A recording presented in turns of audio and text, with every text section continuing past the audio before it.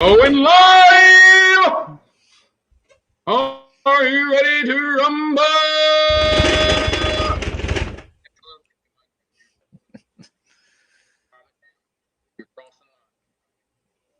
I hope I did not just bust up my audio doing that. You sound good right now. You didn't bust up your audio. All right, we good. No, I'm talking about on my end. I could barely hear your ass for a hot minute. Oh, so if I yell right now, you wouldn't even know? No, I'll know now. Are you ready to rumble? That voice crack, I'm good. Welcome into NASCAR by the Nonsense. What is going on, everybody? Me and Armany have been chit-chatting for probably the last 20, 30 minutes about absolutely nothing. And which eventually led to scrolling TikTok and laughing at TikToks because that, is clearly what this does these days. But tonight should be a quick show. Should be. All right, calm it down. We'll be out of here by 10:30. So, yeah, we'll definitely be out of here by 10:30 for sure. But we're going to go ahead and kick off the night. Big piece of news that had dropped a couple of days ago. And I don't know. Armany says he's a Kyle Larson fan, but I think this guy has to be the number one advocate for Trackhouse Racing. I swear he's got to be like an inside source or something. So Armany, Trackhouse Racing has balled out this week. I mean, we've already talked about them having a second car. They talk about that. We haven't talked about it. They talked about it. And now, most people are talking about, can you buy charters? Can you do this? Trackhouse didn't just buy one charter or two charters. They bought a whole team. They full out went like mid-NASCAR, mid-2000s NASCAR games where you could make enough money to just buy a team. And I don't remember how much Chip Ganassi Racing cost in NASCAR 2006 Total Team Control, but they bought it. All right. So if you missed the news, Trackhouse Racing has officially or will officially purchase the assets of Chip Ganassi Racing during or at the end of the season. So I'm sure that means they've already agreed to terms, agreed to a price. Who knows when that actually payment will happen? It may have already happened. It may just wait till the end of the year. So a couple of questions you have to think about in this whole deal. Now, I can't remember. Is their charter leased? They leased it, yeah. Okay, so they do not own that charter. So this essentially, though, you would assume is going to give them two charters for next year because they bought every damn thing. I mean, they bought all of it. Like, they might even bought the Indy cars. Like, they bought all of it. So obviously they only bought the NASCAR side of it. But so this news came out of nowhere. I remember I was at work like a grown person, and you text me, "Did you see the news? Did you see the news? Have you seen the news? Did you see the news?" And I'm thinking, what the hell are you talking about? And then I scroll, Trackhouse is buying Ganassi. So you have been high on Trackhouse all year, even though you will once again miss out on them making the playoffs because what bonehead picks them to make the playoffs? But what say you? You seem to be a pretty big Trackhouse fan. At this point, I don't know why you're even supporting Kyle Larson when you're clearly a Trackhouse fan. What did you think about the news? And just when you first saw it, kind of first reaction? I was at work also, my dad, and literally I just went on my phone, and I'm just like, all right, let's see what's going on. And then literally the first thing I see is Trackhouse buys Ganassi, and I was like, literally this is the first words that came out of my mouth. Bullshit. So I went on Twitter. I looked at Bob Parks, looked at Adam Stern, and I was stunned. I'm like, I thought they might buy one from like, let's say Rick Ware, or like a charter or something, or two charters. I did not expect Ganassi to be sold, especially because when Ganassi said his team was not for sale. Justin Marks just presented such an offer to him that he's like, you know what, screw it, I'm done. Which probably means Justin Marks probably overpaid for Chip Ganassi Racing. But at the end of the day, Justin Marks woke up that day and chose violence. He's like, all right, I ain't got no charter. I'm getting the entire damn thing. We're going to talk about what we think the future could be here in a few minutes. But, one thing I just really enjoy is as Justin Marks and company, they're invested in this sport. A lot of times you see teams and you're curious if they really want to invest in here. Are they really trying to get better? even teams that you have a lot of respect for, like a Front Row Motorsports. But Front Row has never really taken a step up. They've progressively gotten a little bit better, but we've never seen a team like again, Front Row say, you know what, we're going to do whatever it takes to win races. Now, don't get me wrong, you have to have that part of the sport. You're always going to have those kind of middle layer teams, and they add value to the sport. But I think Justin Marks and Trackhouse, I think their goal is to be an organization that wins races, goes after championships. I don't know if they do that with Daniel Suarez, but Suarez has proved me wrong so far this year. He's ran pretty solid, and he's with a team that believes in him. So obviously, there's already been questions who's going to be in that ride. I think they pretty much have already said the two lead candidates are Kurt Busch or Ross Chastain. Daniel Suarez has already signed for next year. They just announced that, I believe, yesterday.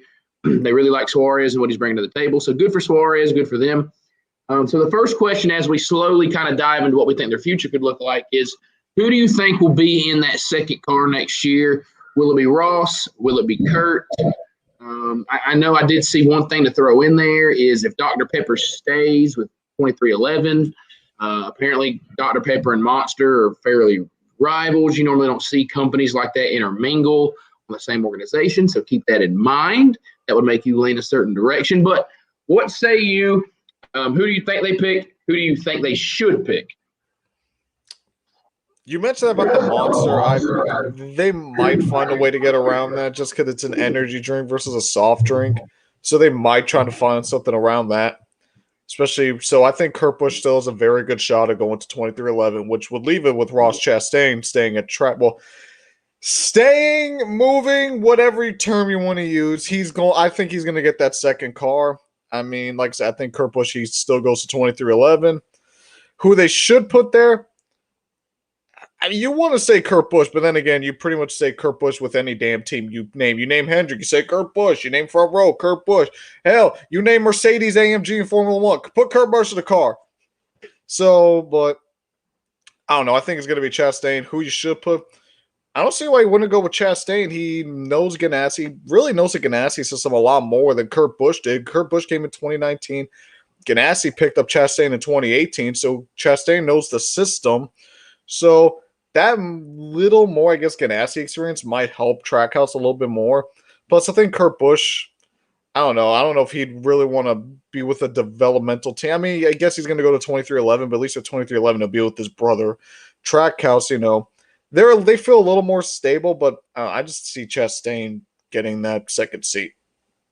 Yeah, I put out a tweet yesterday about the Kurt Busch thing. I mean, Kurt Busch does add a ton of value because he's still competitive and he's a veteran. He's going to instantly let you know where your team is lacking or what they're lacking. But sometimes you also consider, do you go younger? And a guy like Ross, who has shown a lot of speed lately, I think the second half of the year is going to be very important for him. If he can keep that speed, I think he probably secures that ride. And you sometimes wonder how much does Kurt really have in the tank when you could have a guy like Ross so you could elevate and be kind of part of that new future. But it's going to be intriguing. I think obviously it's one of those two guys.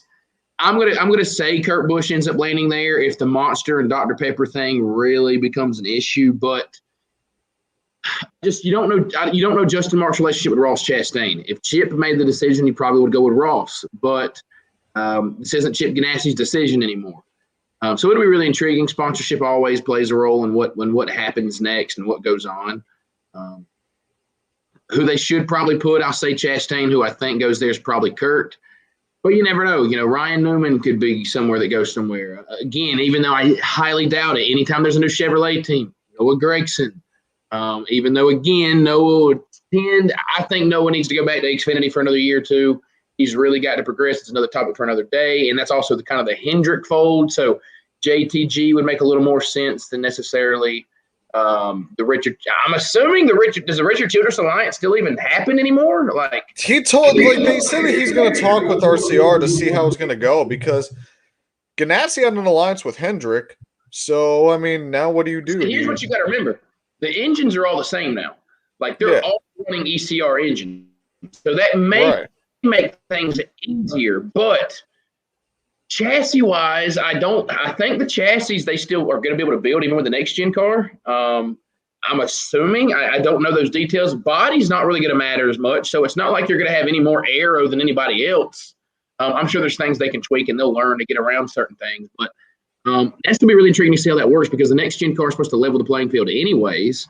There may not necessarily be the need for a major alliance. Now, I'm sure they're going to be aligned with somebody just to help with engineering and technical things because you don't want to expand to a 2-car team in your second year and literally be on your own, especially the first year of a brand new race car. But it'll be intriguing. So looking at it, let's say, either way we know Suarez is there. We don't know who the second driver is going to be, even though we likely have narrowed down to 2 guys. What do you think their future looks like? In 5 years, what are we discussing about Trackhouse? Are we looking at them as what they are still? Are we looking at them as a team that fell off and got even worse? Are we looking at them as a team that is like I don't want to say that Roush and them are a step up, but they still are a baby step up in Trackhouse. I mean, the Roush cars do run fairly solid at times. Do we look at them like that? Or are we talking about them with the Hendricks and the Gibbs and Stewart-Haas, even though this year Stewart-Haas is a little questionable? How do you see us looking at them? Where is Trackhouse going to be on the spectrum? Let's say, not only give your thoughts on it, but let's assume Daniel Suarez is there, and they're building something. Where does Daniel Suarez finish in points 5 years from now? 5 years from now, I'm going to say that he's going to have 3 top 5 points finishes.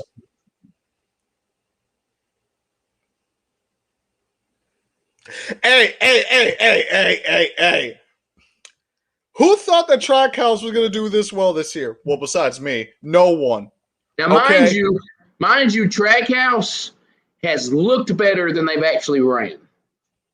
They've looked better than they've actually finished. They've ran well, which is nice to see. They finishes are pretty much just like 2311, who everybody says has been a disappointment. Just remember that. They've had more Bubba Wallace's average finish is like in the 20s. Suarez is like 17th, 18th. So Suarez still finishing ahead. We're gonna find out. I think his are still. I literally look it up. Trust me, I look up stats when I'm find out real quick. We're gonna use the old.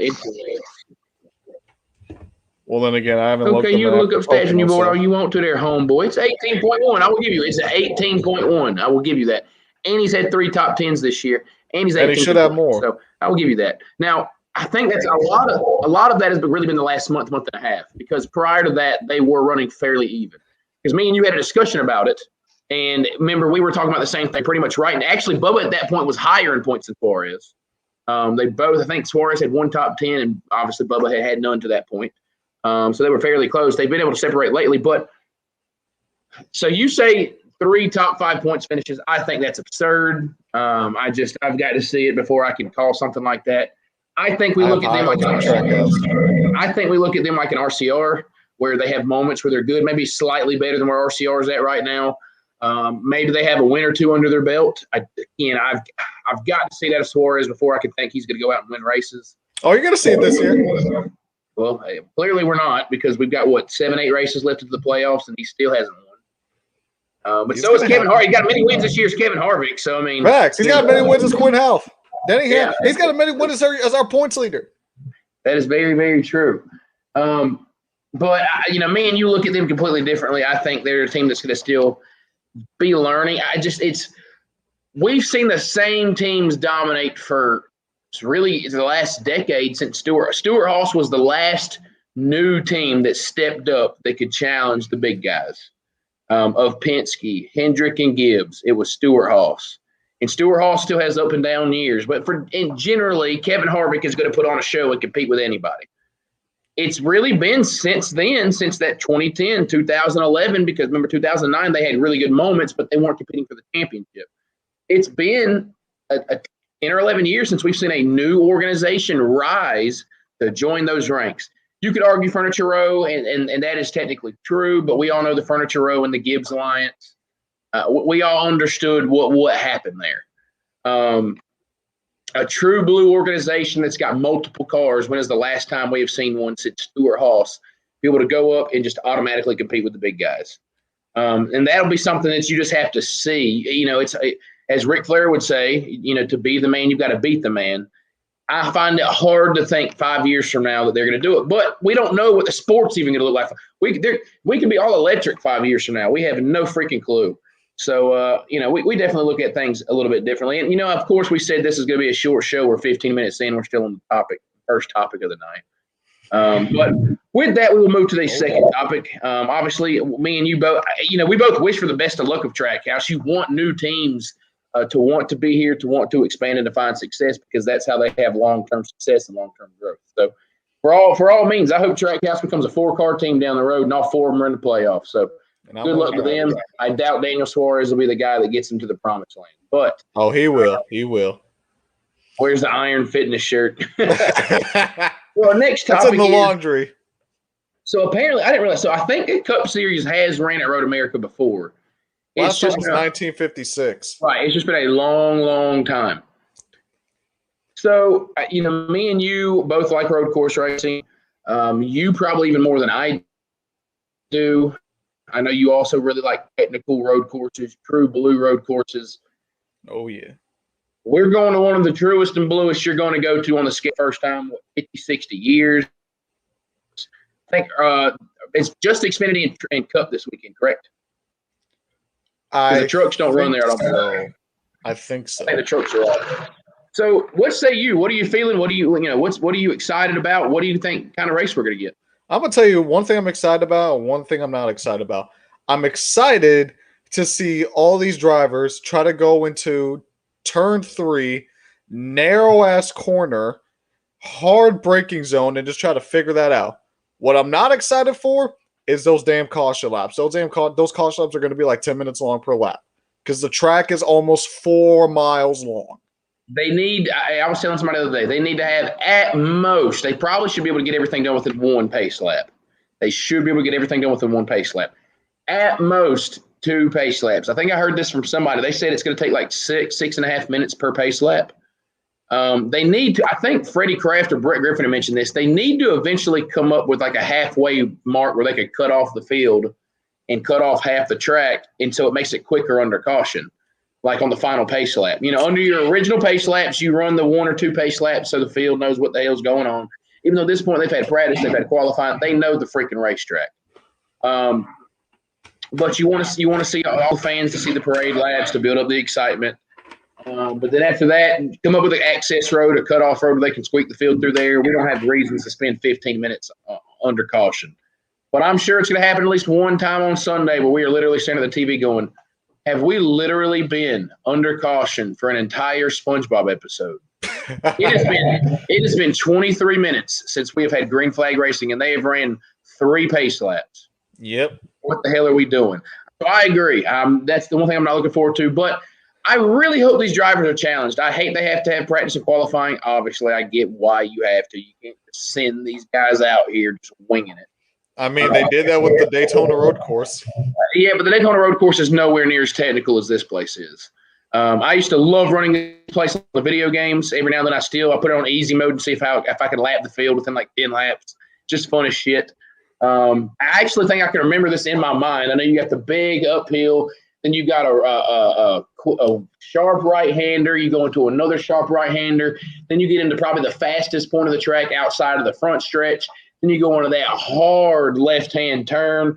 And then you go up. That's where most calamity is going to happen, that hard left-hand turn. You go up a little bit, go back up a hill, another left-hand turn.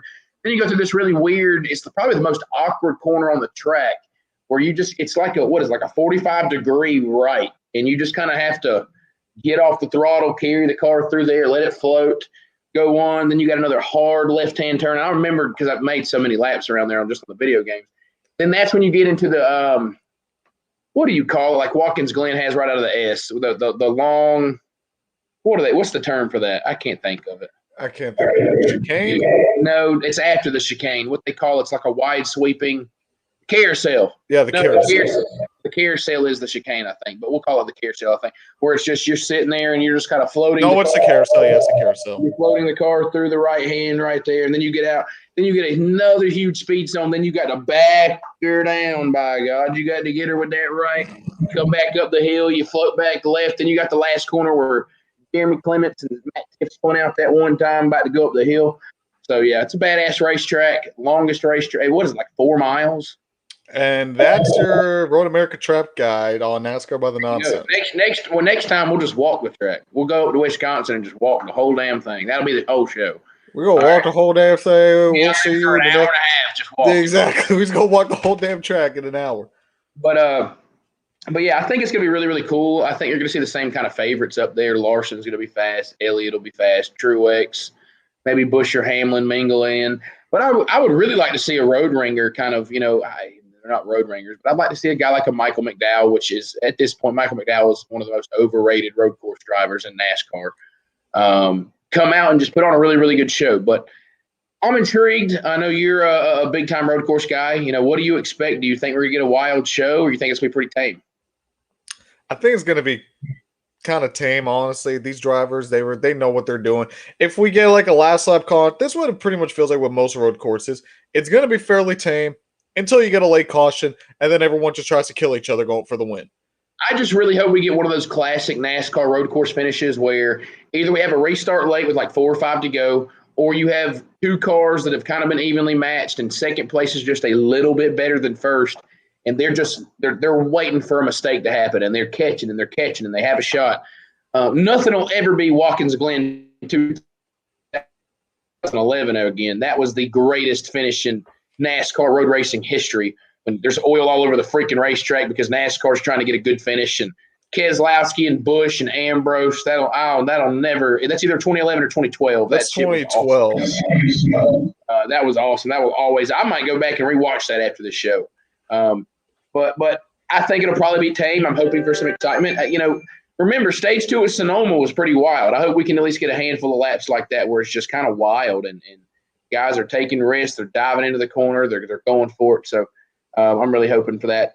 But we have to get there. I'm just excited. I'm hoping I'll be in a position to Sunday just sit back and relax and watch the race. Final topic of the night. I know you talked it on your podcast, the Motorsports Ministry, which is very good so far. I've listened to the first 3 episodes, so everybody go check that out. I personally listen on Spotify, but I believe it's available everywhere. The Motorsports Ministry. Armany solo. He doesn't have me, the all-star, so he just kind of goes solo. But I like it. We get to see Armany be professional and have a nice little tone and everything, so it's pretty good. Yeah, the one time you ever want to see me actually professional, go on Spotify. That's the only time you'll ever see it. Obviously, another big piece of news that a lot of people have talked about, but we really hadn't discussed yet is Brad Keselowski to Roush is done. People can say that's not official, but it's done. It is the worst kept, not confirmed just yet news story of NASCAR, because literally every other day they've announced it, but Penske hadn't confirmed it, but they've announced it, but Roger hadn't confirmed it, but they've announced it. You know what I mean? So I know me and you, I believe we did mention it last week. We talked about it a little bit, but I wanted to kind of break it down. What do you think Keselowski can bring to the table to Roush? Sort of what we talked about Trackhouse. Is Roush going to continue to be Roush? Are they going to get worse? Or do you think Keselowski is going to be worth something to make that team better than they are right now? I think Keselowski, because I think the problem with Roush is they kind of got Newman towards the back end of his career when you knew he was kind of on the way out. Keselowski, I think, has got – this is a weird comparison because I compare Keselowski to another football quarterback on my Motorsport Ministry that's actually part of the title. I think Keselowski is going to kind of be like Matthew Stafford with the Rams, where I don't think they're going to go win the championship, but I think it's going to be enough to where that 6 car is going to be a consistent playoff contender. Keselowski is a very good driver. He has a lot of inconsistent moments, but I think that's just Penske as a whole. I know Penske as a whole has a lot of inconsistent moments. So he'll make them a top 10 threat, maybe a top 5 threat. I think he'll sneak a win out or two, especially with the next gen car, anything can happen. But I think Keselowski is going to be pretty much what Newman was to Roush, but a lot younger and has a lot more in the tank. I think we could see Keselowski be like Ryan Newman in 2014 without the second place points finish, pretty much. I think he's going to finish runner-up. Yeah. I don't think he's going to be like a guy that's going to make the Final Four at Roush. And maybe he's worth a win or so down the road in the next couple of years. Again, kind of got to see it. I do think Keselowski Here's the weird part about Keselowski that kind of is it doesn't you don't know if it's going to help. So Tony Stewart, when he came into Stewart-Haas, had huge backing out of Office Depot and Old Spice. That was before Mobile One came, and Old Spice. And naturally, with most things, you bring a lot of money, you can make cars go a lot faster pretty quickly. Keselowski that we know of doesn't have that. He has been a sponsorship circus the last couple of years. Remember, Miller Lite is on the car one time, and they're not even Miller. They're Keystone now, which is the same company. He's been a circle of sponsorships now. And so it's not like it would be different if Miller Lite had never gotten off the car and was a full season sponsorship, and you thought maybe he was going to bring Miller Lite with him to Roush-Fenway. Well, that's nowhere near going to happen. And you're kind of worried, like, where's the money going to come from? Because at the end of the day, Keselowski as a driver is better than both drivers they have now, even though I do like Chris Buescher. But I don't know if Keselowski is good enough to all of a sudden take that car and make it finish 5 spots higher in points. I think he is better than Newman by a good 2 or 3 spots in points already as is. But at the end of the day, those cars have got to get faster. I do think Keselowski is going to bring an advantage to that team. I think he's a gritty driver. He's a lot like a richer man's Ryan Newman, except he obviously has a championship, has more wins. But right now, he's very wishy-washy. He still wins a race or two every single year. But I think he finally broke it. I can't remember where he finished this week. I think he finally was in the top 10 for like the first time in like 9 weeks. Keselowski goes through really bad phases where it's just he's non-existent. And it's really, really weird. Penske in general, if you think about it, Penske has not been as good as they have been this year. That's another topic to discuss down the line. But yeah, I think Keselowski is definitely going to bring something to the table. I'm again happy that a driver is getting involved. Jeff Gordon's going to pretty much be the future owner of Hendrick Motorsports. Keselowski's going to play a significant role at Roush-Fenway. Tony Stewart obviously is part of Stewart-Haas. Denny Hamlin in 2311. I love seeing these drivers. You always wonder, how are our heroes that grew up racing, how are they going to stay around in the sport? This right now, it tends to be the trend. They're going to get into ownership. They're going to play a role in a team. So at the end of the day, I think there's going to be a lot better decisions made at Roush. I think Keselowski is going to be able to find gaps in their stuff because he has seen how the perfect model, semi-perfect model at Penske works, where every T is crossed, every I is dotted. Penske does not have a lot of things slip through the cracks. And I'm not saying that's happening at Roush, but Brad Keselowski can bring a lot of that to the table at Roush. And again, he's a better driver than Buescher and Newman, at least right now. I would love to see what Buescher's full potential could be with a really good, why couldn't Buescher go to Stewart-Haas Racing? Put him in a Stewart-Haas car. You want to put him in a Stewart-Haas car right now? Right now, if you put Stewart-Haas of last season and you put Chris Buescher in the car, I think Chris Buescher fights for a win way more than Eric Almirola. True. Even though Almirola did have some really good runs, Almirola's not the weakest link, but yeah. But yeah, at the end of the day, Keselowski to me is a step up future Cup champion. And I think we all kind of know Keselowski's kind of a renegade. He thinks outside the box, and I think that could be good for Roush-Fenway. I agree. I think that's what Roush needs. They need to just – I keep hearing that they're so old. They're still so old school, and they just need to get out of that. Remember, I predicted. Now, I'm going to take – at the end of the year, I'm going to take half credit for this prediction because I'm not going to take full because I would have never guessed this happening. But I said I think Roush-Fenway looks completely different in the next following season. Now, I had that both I have Newman retiring, and I have Buescher also gone. Buescher has earned his ride back this year with some quality runs, leading some laps. So I don't necessarily think Buescher's going to be gone now. Again, that could be wrong. So I'm going to take half credit because they could not keep this going. Roush could not continue to keep running this way. Listen, me and you both remember when I used to hate Roush.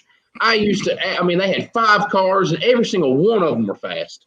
And, oh, man, I felt like NASCAR let them get away with everything. They let them have an extra car for X amount of years because of sponsorship. When they made Hendrick go to 4 cars and I used to hate Roush-Fenway.